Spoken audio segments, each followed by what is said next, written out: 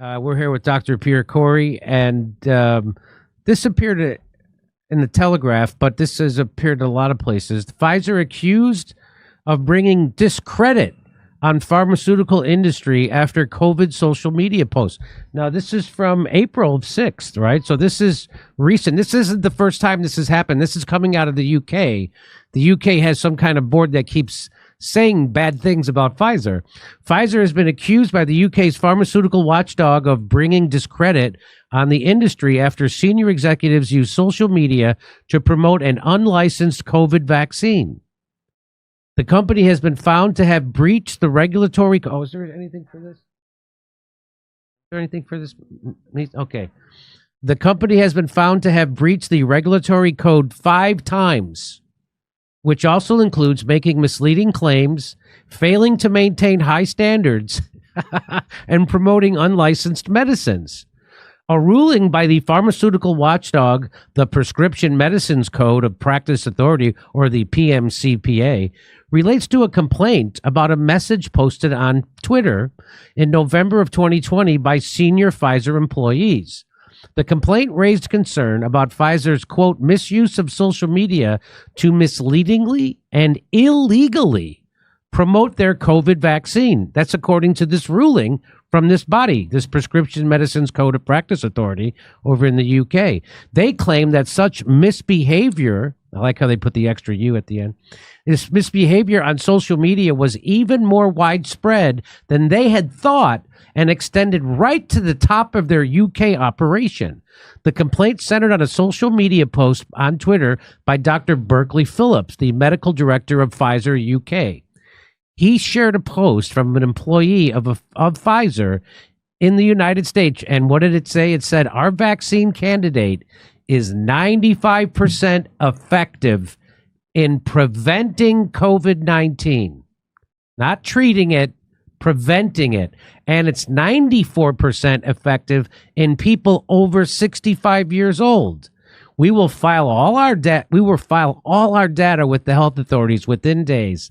Thank you to every volunteer in our trial and to all who are tirelessly fighting a pandemic. Well, that's what they found to be complete bullshit, and that's what's been repeated and thrown back in my face. 4 other Pfizer employees, including one senior colleague, published the same message. The PMCPA ruling noted that this message contained limited information about the vaccine's efficacy, no safety information, and no reference to adverse events. It went on to say that the social media post resulted in an unlicensed medicine being proactively disseminated on Twitter to health professions and members of the public in the UK. Let's remember that was an emergency use authorization. A Pfizer UK spokesman said that the company fully recognizes and accepts the issues highlighted by the PMC, and it's deeply sorry. Oh, sorry, Jimmy. They're deeply. Oh, did we mislead you? We're so, my gosh, golly gee willikers. We'll never do that again. They said Pfizer UK has a comprehensive policy on personal use of social media in relation to Pfizer's business, which prohibits colleagues from interacting with any social media related to Pfizer's medicines and vaccines, backed by staff briefings and training. Well, I get they don't do a good job on those staffings and trainings, or they all just forgot about it. The personal use of social media by UK pharmaceutical industry employees in relation to company business is a challenging area for pharmaceutical companies, in which we continue to take all of the appropriate steps, oh my God, that are reasonably expected. No, you're not. As part of their response to the ruling, Pfizer said it had launched a review into its employees' use of social media and to ensure compliance. Okay. It is the 6th time that Pfizer has been reprimanded by the regulator over its promotion of COVID-19 vaccine. The 6th. But Jimmy, ahead, they're doctor. sorry. They're sorry. They keep doing, but they're sorry. This time they're sorry. Here's the thing, Jimmy. I'm going to try to play comedian here for a second, but I'm picturing, me being like a high level Pfizer employee, I literally that tweet that they got in trouble for, that's literally a PR release, right? That's literally public relations promotion of the vaccines. And let's say I did it on my social media, and their compliance officer comes into my office the next day and says, Mr. Corey, you really can't be doing that on social media. You're in violation of our internal code of conduct. You can't promote unlicensed products, and if you do it again, you're going to be in trouble. And then he leaves. And what's on my desk? Like a fat envelope of cash? Is that how it works? Please stop doing this. Here's some more money. Yeah, exactly. I hate that you're doing this. Stop it. Here's the keys to my Rolls Royce, and use the company yacht if you'd like to think this over. Yes. Okay. 6th time. But unfortunately, I don't think this body that's sanctioning or saying that they don't have really any power to fine them or anything. One ruling by the watchdog from November 2022 found that Pfizer's chief executive made misleading statements about children's vaccines. We've covered this. Following complaint from the campaign group Us for Them, the PMCPA found that Pfizer had misled the public, made unsubstantiated claims, and failed to present information in a balanced way. That was about telling kids about how great the COVID vaccine was for children. 3 of the other Pfizer cases related to LinkedIn posts. One was about claims made in a press release, and one about a post on Twitter. For the most recent series of breaches, Pfizer was charged administrative costs £34,000. That's what they were. But this article is so hilarious. Literally, you're talking about Pfizer, which has paid so many billions of dollars in fines. This is their 6th infraction. And this to them is literally, I don't know, maybe like a dime to me. Maybe less than a dime. It's like a nickel. Yeah. So Ben Kingsley, one of my favorite actors, the head, and he's also the head of the legal affairs at Us for Them. He said, it's astonishing how many times Pfizer senior executives have been found guilty of serious regulatory offenses. But remember, if you question them, you're an anti-vaxxer. Just remember that. It's astonishing how many times Pfizer senior executives have been found guilty of serious regulatory offenses, in this case, including the most serious offense of all under the UK Code of Practice. Yet the consequences for Pfizer and the individuals concerned continue to be derisory. I'm going to guess that means nothing. The hopeless system of regulation for a multi-billion-dollar life and death industry has become a sham in dire need of reform.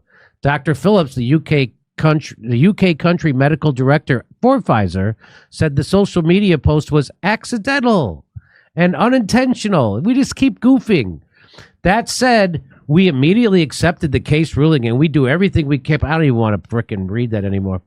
David Watson of the Association for the British Pharmaceutical Industry said that the code of practice, which is overseen by the PMCPA, sets high standards for companies that reflect and go beyond the UK law. He added that cases that are found to have brought discredit on the industry are advertised in the medical, pharmaceutical, and nursing press. Really? Okay. So there you go. And again, if you had any questions of any of those things, it's the people who are in charge of regulating them are saying it's astonishing how many times these people are violating their code of conduct at the highest level. And yet you are a kook. I get my Wikipedia page calls me a conspiracy theorist, but none of their Wikipedia pages are going to say that. Let me bring in Dr. Corey. What would you have to say about this latest and the 6th time that Pfizer have been caught lying about their medicines and vaccines?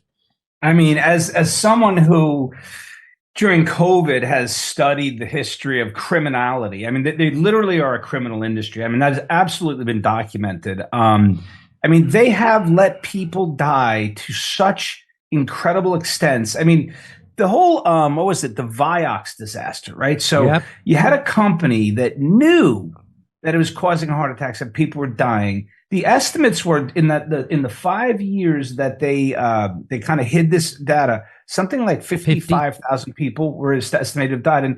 And I think in one of the court cases, like one of the experts, they said this really powerful thing. He says, it would be like 4 jumbo jetliners crashing every week for 5 years. When you think about that, the tragic toll, and these guys covered up, they're not the only ones. Every single one has paid billions. Every single major pharmaceutical company has done that.